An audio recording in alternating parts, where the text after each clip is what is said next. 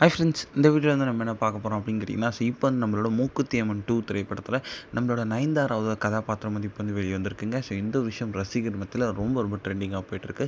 So அதை பற்றி அந்த வீடியோ நம்ம டீட்டெயிலாக பேச போகிறோம்.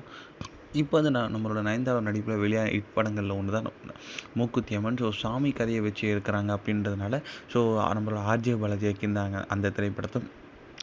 ஸோ ரொம்ப சூப்பராக இருந்துச்சு அப்படின்னு சொல்லலாம். ஸோ ஓடிடியில் என்ன தான் ரிலீஸ் ஆயிருந்தாலுமே வந்து இந்த திரைப்படம் வந்து ரொம்ப பெரிய ஒரு பிளாக் பஸ்டர் ஆச்சு.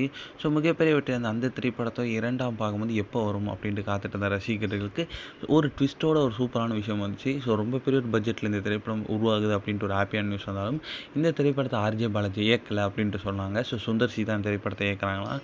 ஸோ இந்த கொஞ்ச நாளுக்கு முன்னாடி தான் இந்த திரைப்படத்தோட பூஜையை வந்து ரொம்பவே சூப்பராக வந்து ஸ்டார்ட் பண்ணியிருந்தாங்க. ஸோ கிட்டத்தட்ட 100 கோடி பட்ஜெட்டில் உருவாகிருக்க இந்த திரைப்படத்தை வந்து நம்ம சுந்தர் சி தான் இயக்குறாங்க. ஸோ இதில் நயன்தாரா கூட சேர்ந்து ஒரு ரெஜினா, இனியா, யோகி பாபு, சிங்கம் புலி, அதுக்கப்புறம் ஒரு கன்னட நடிகர் துனியா, இந்த மாதிரி வந்து ஏகப்பட்ட பேர் இந்த திரைப்படத்தில் ரொம்ப முக்கியமான கதாபாத்திரத்தை நடிக்கிறாங்க. ஸோ இப்போ வந்து இந்த திரைப்படம் குறித்து ரொம்ப பெரிய ஒரு நியூஸ் வந்திருக்குங்க.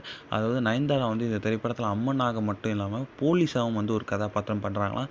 ஸோ கிட்டத்தட்ட டபுள் ஆக்ஷன் அப்படின்னு சொல்கிறாங்க. ஸோ இந்த ஒரு விஷயம் ரசிகர் மத்தியில் ரொம்ப ட்ரெண்ட்